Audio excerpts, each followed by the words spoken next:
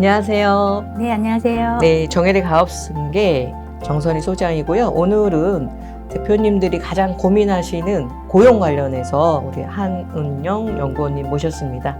네, 본인 소개 간단히 부탁드릴게요. 안녕하세요. 저는 정혜래 기업연구소 연구원 한은영입니다. 최근에 그 고용 때문에 고민하시는 대표님을 도와드려서 대표님이 아주 만족하셨다고 제가 들었거든요. 네네. 어떤 사례인가요? 최근 사례를 보면요. 지금 고용 관련돼서 장애인 의무 고용이라는 제도가 있는데 실제로 그 상시 근로자가 150명 이상이었던 기업이었고요. 그 의무 고용 비율이 3.6%이다 보니까 4명은 무조건 장애인을 고용을 하셨어야 되는 상황이었어요.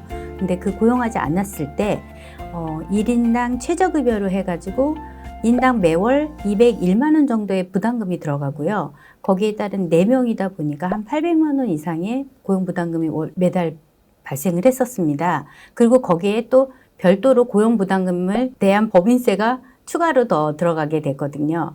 그래서 연간 부담액이 1억 1,700만 원 정도 되시다 보니까 장애인 미고용으로 인해 납부하는 고용부담금이 굉장히 크셔서 저한테 어떤 의뢰를 하셨던 사례입니다.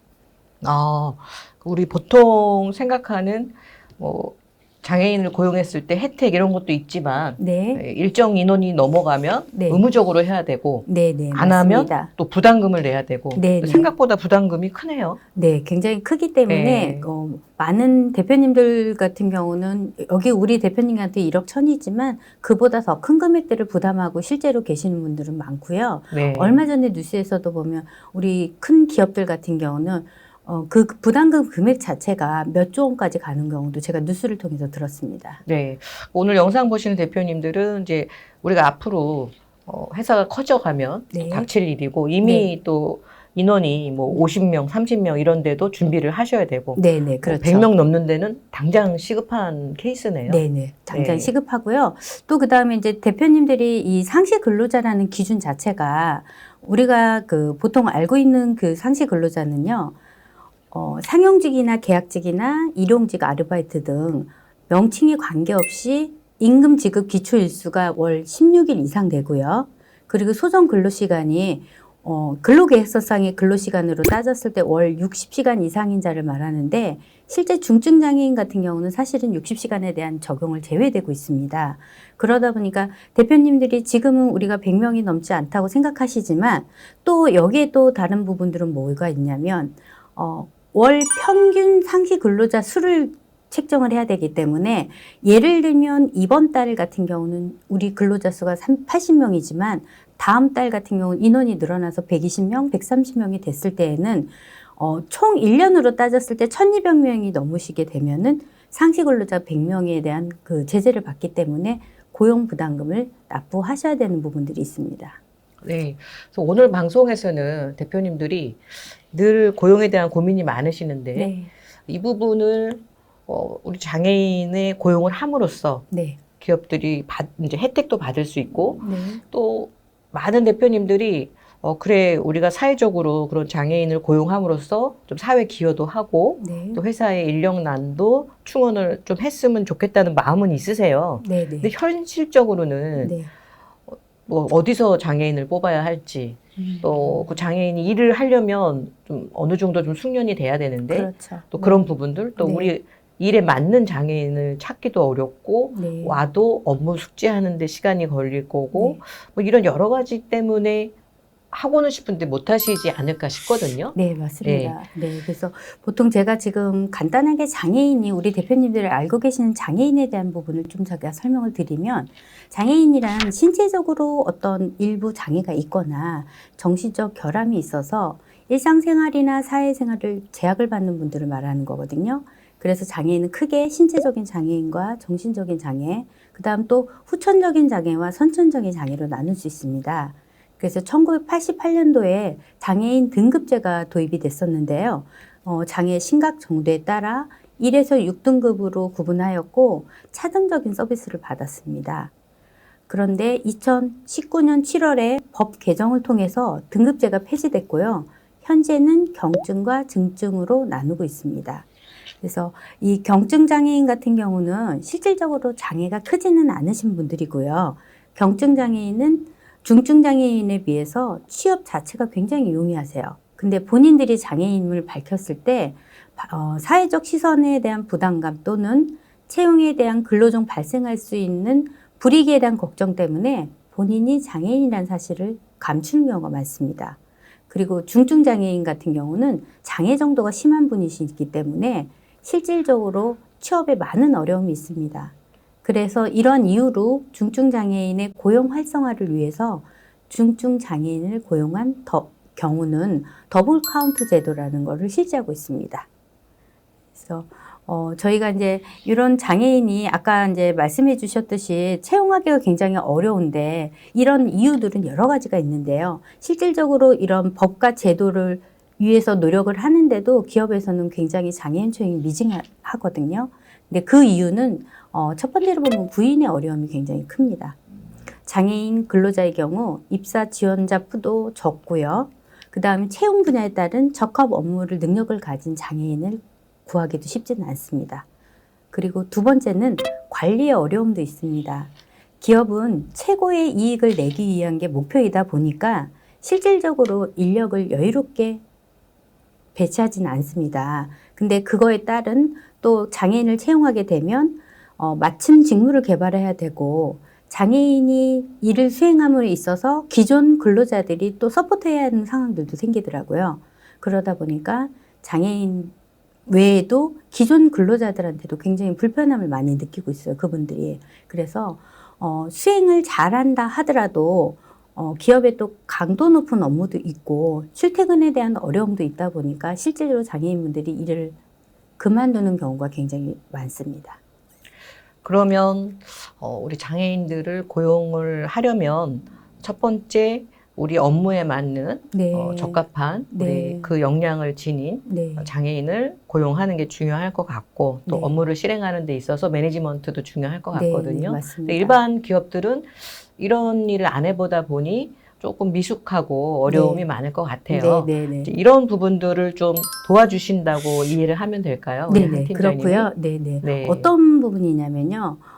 많은 분들이 물어보세요. 우리 대표님들도 그렇고, 중증 장애인분들이 어떻게 일을 하겠냐, 직무가 가능하냐라고 여쭤보시는데, 실제로 그거는 이제 많은 오해가 있으셔서 그렇고, 우리 중증 장애인분들 중에서도 뇌병변 장애인분들은요, 실질적으로 신체의 일부가 불편하신 거지, 인지 능력은 비장애인하고 똑같습니다. 오히려 더 뛰어난 분이 네, 있겠네요. 오히려 더 뛰어나시고요. 실질적으로 저희가 채용하고 있는 장애인분들 중에서 20, 30대 장애인분들은 4년대 대학을 졸업한 경우들이 많다 보니까 기업에서 저희가 그 지원서 같은 거를 드리면 굉장히 놀라시는 경우도 많아요. 그래서 그런 분들이 업무 수행을 굉장히 잘 하고 문제없이 하고 또 기업 입장에서는 저희들에게 검증된 분들을 채용해서 일을 하다 보니까 그 생산성도 굉장히 높게 나오고 있어서 만족을 많이 하고 계십니다. 그래서 이분들이 또 하는 일들은 이제 몇 가지가 예를 들면 제가 좀 말씀을 드리면 이거보다도 더 많은 일들은 있지만 실질적으로 디자인에 관련돼서는 채용 공고를 한다든지 행사 초청장을 만든다든지 SNS 게시글을 올릴 수도 있고요. 그다음 또 마케팅 쪽으로 따지시면은 블로그나 인스타그램에 대한 게시글을 올리고 업로드를 한다든지 그다음 온라인 마케팅에도 참여를 할 수가 있습니다. 네, 그리고 또 사무 보조 같은 역할을 또 하시는 분들도 계시는데 데이터 입력을 하거나 작성을 하는 업무도 하시고요. 또 우리 기업이 유통업이다 이러시면은 매출 자료 관련돼서 입력을 한다든지 동종업계 시장 조사나 뭐 스크랩도 가능하세요. 그래서 그 외에도 기업 상황에 맞는 업무를 장애인분들이 아주 잘 해내고 있습니다.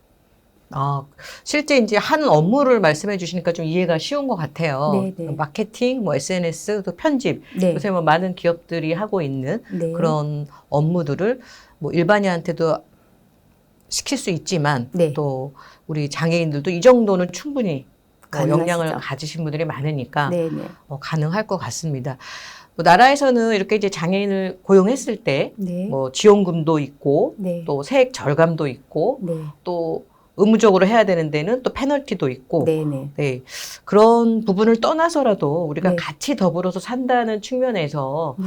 다시 한번 좀 시야를 바꿔서 이런 장애인 고용에 대한 관심을 가질 필요는 있을 것 같아요. 네, 네, 맞습니다. 네, 저도 이제 저희가 편집 업무가 좀 많다 보니까 네. 늘 고민인데 지금 우리 이제 하은영 팀장님 말씀을 들어보니까 충분히 가능할 것 같거든요, 이분들이. 네, 네, 단지 이제 제가 그분들을 어디서 뽑을지 모르니까 네, 그런 네. 거를 이제 도와주신다 이렇게 네. 이해하면 되겠네요. 네, 네, 맞습니다. 그리고 또 그분들을 채용을 했을 때 그분들이 일을 잘할 수 있게 매니지먼트까지 네. 업무를 도와주신다. 네, 네. 업무를 진행하는데 뭐 안 해본 업무도 있을 수 있어서 그런 네, 것도 네. 좀 매니지먼트가 필요할 것 같고. 네, 네. 그리고 이제 장애인이다 보니까 의사소통에 대한 어려움이 있어서 그럴 수도 실제로 있겠네요. 저희가 그 장애인 고용을 하고 1대1 매니저 역할을 해주시는 분들은 대부분 사회복지사 분이시다 보니까 서로 간에 어떤 소통의 어려움도 없습니다. 네. 그러면은 이제 그 중간에서 또 그렇게 도와주시는 분들이 네. 사회복지사님이 도와주시니까 네, 네, 네. 굉장히 그래서 좋은, 기업에서는 사실 장애인분들하고 소통하는 이런 어려움도 많고 어떤 업무를 줬을 때 업무 지시에 대한 것도 사실은 쉽지는 않으신데 이런 부분들을 중간 역할을 해주신 매니저님들이 있으시다 보니까 기업에서는 많은 부담은 좀 줄이실 수가 있습니다. 그런 부분에 대해서. 저도 이거를 이제 한 팀장님이 어떻게 다 해주시나 좀 의아했는데 네. 그런 전문가들이 네, 네. 물론 이제 그럼요. 그분들은 그게 중요 업무이기도 하잖아요. 네, 네, 그렇죠. 좀 이제 이해가 전체적으로 되는 것 같아요. 그래서 대표님들은 고용에 대한 네. 그 고민을 해결할 수 있고 네, 네, 네. 또 우리 장애인들은 일자리를 얻을 수 있고 네. 그 중간에서 전문가가 네. 매니지먼트를 해주기 때문에 네, 네, 대표님들이 크게 어려움 없이 네. 우리 회사의 인력난을 좀 벗어날 수 있겠네요. 네, 네, 그렇습니다. 네. 지금 이제 혜택도 있지만 아까 도와주신 업체 같은 경우, 기업 같은 경우는 네.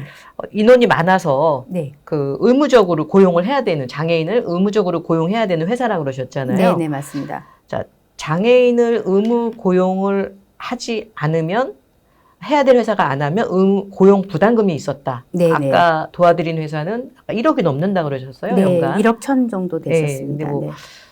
인원이 많은 뭐 수천 명, 수백 명의 회사들은 뭐 상상 초월일 것 그럼요. 같아요. 네, 네. 그러면 제가 궁금한 게 이렇게 이제 의무적으로 고용해야 되는 회사들이 꽤 많을 거란 말이에요. 네. 실제로 고용을 못해서 네. 고용 부담금을 내야만 하는 회사의 비율이 어느 정도 돼요? 실제로 그 비율은요, 2023년도 기업의 장애인 고용 비율을 확인해 보면 100인 이상, 그러니까 상시 근로자 100인 이상의 기업의 수가 대략 한 15,000에서 17,000개 정도 되거든요. 근데 거기에 장애인 미고용으로 인해서 고용 부담금을 내는 비율은 70% 정도로 지금 파악되고 있습니다. 그러면 전체에서 30% 정도만 고용을 해서 페널티를 받지 않고 네, 그렇습니다. 70%의 회사는 네. 고용을 못해서 부담금을 지금 현재 내고 있고요. 그래서 이제 그것 때문에 매년 12월 고용노동부 장관 명으로 장애인 고용 촉진 및 직업 재활법으로 인해서 제27조 제7항하고 제29조 3항에 따라서 장애인 고용 의무를 현저히 불이행하면 장애인 고용법을 위한 노력을 기울이지 않는 기업들과 어떤 기관에는 명단을 공표하게 돼 있습니다. 네, 그러니까 사회적으로 그렇게 규모가 있는 회사들이 네. 당연히 우리 장애인을 고용을 해야 되는데 네. 그 의무를 하지 않은 회사들을 네. 명단 공개를 명단을 한다. 12월에 매년 하고 있습니다. 그럼 기업 이미지도 좀 안 좋겠네요. 그렇죠. 네. 생각보다 굉장히 페널티가 제도가 좀 여러 가지가 있습니다. 네. 그래서 점점 더 강화될 것 같은 느낌이네요. 실제로 장애인 고용 비율도요. 지금 한 5년 간격으로 조금씩 상향되고 있거든요. 그래서 지금 현재는 공공기관은 3.6%이지만 민간기업은 3.1%예요. 근데 이 비율이 지금 올라갔었고 앞으로도 조금 더 올라갈 것 같은 거라 실질적으로 우리 대표님들이 장애인을 고용하는 거에 대해서는 더 이상 늦추시면 안 될 것 같은 그런 상황이 되고 있습니다. 네. 우리 이제 고용을 디자인해주는 전문가로서 우리 대표님들이 이런 측면에서 기업에서 장애인을 좀 채용을 해야 되는 이유를 좀 한번 말씀을 해주시면 도움되실 것 같아요. 장애인 채용 같은 경우는요, 고용 의무를 준수하고 예를 들어 우리 지금 장애인 채용 고용 부담금은 실질적으로 그 비용임에도 불구하고 회계상으로는 우리가 비용으로 처리하지만 세무적인 세법상으로는 이거는 송금 불산입되는 부분이에요. 아, 또 그런 또 페널티가 네, 있네요. 그런 페널티가 있다 보니까 송금 불산입 플러스 고용 부담금에 대한 법인세가 추가적으로 22%가 또 되기 때문에 실질적으로 부담 금액은 굉장히 생각하신 것보다는 굉장히 크세요. 네. 대표님들이 사업하기 어렵다는 이유를 알 것 같아요. 네, 맞습니다. 고용이 어려운데 그걸 안 했다고 해서 부담금을 내는 것도 억울한데 네. 그 거기에 비용은 또 비용 송금 처리는 되지만 세금은 또 낸다. 네, 그렇습니다. 참 네. 속상한 일이네요. 네. 그런 거를 도와주신다고 합니다. 대표님들 저희가 늘 이제 고용에 대한 부담, 네. 네. 그러면서도 우리 회사가 사회적으로 뭔가 좀 기여할 수 있는 방법들도 항상 또 고민을 하시거든요. 그럼요. 네. 두 가지를 동시에 할 수 있는 네. 좋은 방법인 것 같아요. 네, 맞습니다. 단지 직접 하기는 어려우시니 좀 전문가한테 조언을 듣고 네. 또 그런 업무를 진행하는 거는 우리 사회복지사님들이 도와준다고 하니까 네, 네, 네. 이거는 제 생각에는 안 할 이유가 없고 저도 신청을 하고 싶네요. 네, 그렇습니다. 네. 그래서 지금 말씀드렸듯이 기업에서는 기업의 어떤 이익을 극대화하는 것도 굉장히 중요하지만 요즘은 아시다시피 많은 기업들이 ESG 경영을 실현하고 있거든요.